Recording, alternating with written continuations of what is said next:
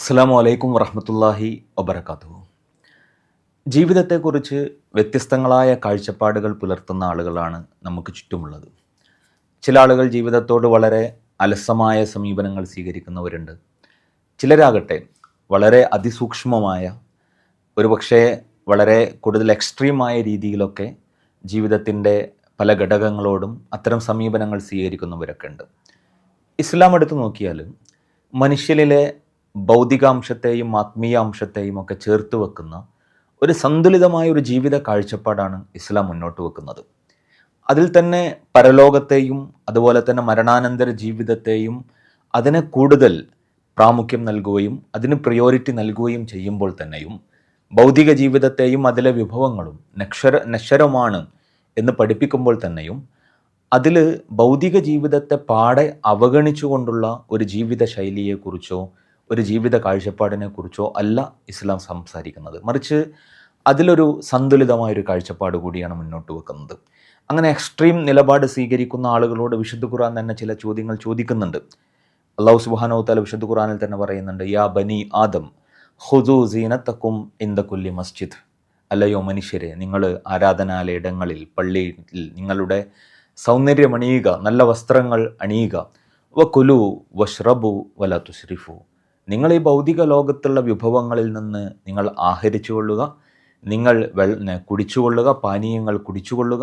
പക്ഷേ വല തുസ്രിഫു, നിങ്ങൾ എന്ത് ചെയ്യരുത്, അതിൽ അതിര് കവിയരുത്. അപ്പോൾ ആദ്യം തന്നെ നിങ്ങൾ ഇതൊന്നും ചെയ്യരുത് എന്ന് പറയുന്നതിന് പകരം നിങ്ങൾ ഭക്ഷണം കഴിക്കണം, നിങ്ങൾ പാനീയങ്ങൾ കുടിക്കണം, നിങ്ങൾ സൗന്ദര്യങ്ങൾ ഉപയോഗിക്കണം, നല്ല വസ്ത്രങ്ങൾ അണിയണം എന്നൊക്കെ പറഞ്ഞിട്ട്, എന്നാൽ അതിൽ അതിര് കവിയുന്നൊരു നിലപാടിലേക്ക് നിങ്ങൾ പോകരുത്. അള്ളാഹു അതിര് കവിയുന്നതിനെ ഇഷ്ടപ്പെടുന്നില്ല. ശേഷം തൊട്ടുടനെ പറയുന്നത്, കുൽ മൻ ഹറമ സീനത്തല്ലാഹില്ലത്തി അഖ്റജ ലിഇബാദിഹി വത്വയ്യിബാതി മിനർ റിസ്ക്. നബിയെ, അവരോട് ചോദിക്കണം, ആരാണ് അള്ളാഹു തൻ്റെ അടിയാറുകൾക്ക് വേണ്ടിയിട്ട് ഇവിടെ ഉണ്ടാക്കി വച്ചിട്ടുള്ള അലങ്കാരങ്ങൾ നിഷിദ്ധമാക്കുന്നത് ആരാണ്?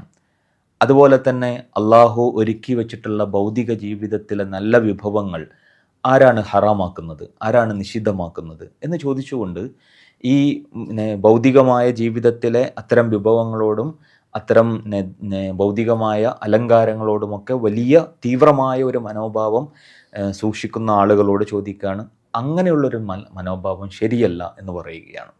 അതേസമയം വളരെ അലസമായ സമീപനം സ്വീകരിക്കുന്നവരുണ്ട്. ഈ ലോകം എന്ന് പറയുന്നത് ഇവിടുത്തെ എല്ലാം ആസ്വദിക്കാനും അനുഭവിക്കാനും ഒക്കെ ഉള്ളതാണ്. അതിപ്പോൾ ഒരുപാട് അങ്ങ് ഉപയോഗിച്ചു എന്നതുകൊണ്ട് പ്രത്യേകിച്ച് പ്രശ്നമൊന്നുമില്ല. അതിൽ പ്രത്യേകിച്ച് ശ്രദ്ധിക്കാതെയുള്ളൊരു ജീവിത കാഴ്ചപ്പാടുണ്ടാവും. അത് പലതിനെയും പല രൂപത്തിൽ ബാധിക്കും. ഇപ്പം അത് ഭക്ഷണത്തിൻ്റെയും പാനീയങ്ങളുടെയും കാര്യത്തിൽ മാത്രമല്ല, ഭക്ഷണം കഴിക്കുന്ന കാര്യത്തിൽ നമ്മളുടെ ശരീരത്തിന് ആവശ്യമായ രൂപത്തിൽ, നമ്മളുടെ ശരീരത്തിന് ആസ്വാദികരമായ സന്ദർഭങ്ങളിൽ ഒക്കെ അങ്ങനെയൊക്കെ സ്വാഭാവികമായിട്ടും ഭക്ഷണം കഴിക്കും. പക്ഷെ അതിനപ്പുറം അത് വലിയ അർത്ഥത്തിൽ നമ്മളുടെ ജീവിതത്തെ ബാധിക്കുന്ന ഒരു രൂപത്തിലേക്ക് മാറുമ്പോൾ അത് പലപ്പോഴും നമ്മളുടെ ആരോഗ്യത്തെ ബാധിക്കുന്ന അവസ്ഥകൾ ഉണ്ടാക്കും. അതുപോലെ തന്നെയാണ് നമ്മൾ ജോലി ചെയ്യുന്ന ആളുകളായിരിക്കും, നമുക്ക് കുടുംബം ഉണ്ടാവും, നമുക്ക് അതുപോലെ സാമൂഹിക പ്രവർത്തനങ്ങൾ, ഇങ്ങനെ കുറേ മേഖലകളുണ്ടാവും. അപ്പോൾ ഇതൊരു സന്തുലിതമായ രീതിയിൽ കൊണ്ടുപോയില്ലെങ്കിൽ അവിടെയും ഒരുപാട് പ്രശ്നങ്ങൾ സംഭവിക്കും.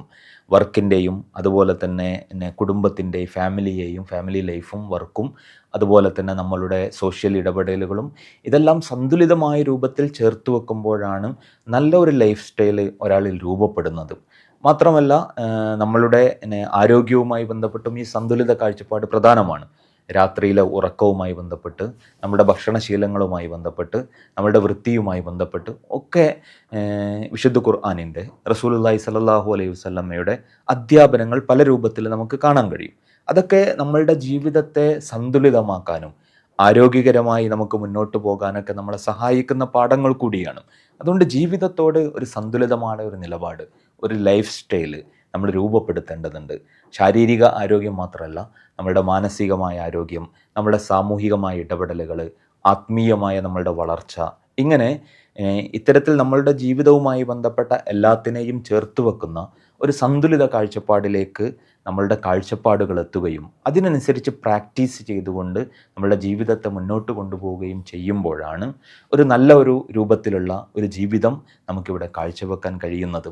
അതിലേക്കാണ് സോളിഡാരിറ്റിയുടെ ക്യാമ്പയിൻ മുന്നോട്ട് വെക്കുന്ന ആശയമെന്ന് പറയുന്നത് നമ്മൾ ഏറ്റവും നല്ല രൂപത്തിൽ നമ്മൾ അനുഭവിക്കുന്ന പല വിഷയങ്ങളോടും പൊരുതിക്കൊണ്ടിരിക്കുന്നവർ എന്ന നിലക്ക് ശാരീരികവും മാനസികവുമായ നല്ല ഒരു ആരോഗ്യം നമുക്ക് ഉണ്ടാവേണ്ടതുണ്ട്.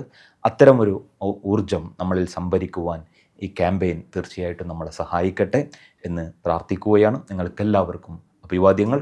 അസ്സലാമു അലൈക്കും വറഹ്മത്തുള്ളാഹി വബറകാതുഹു.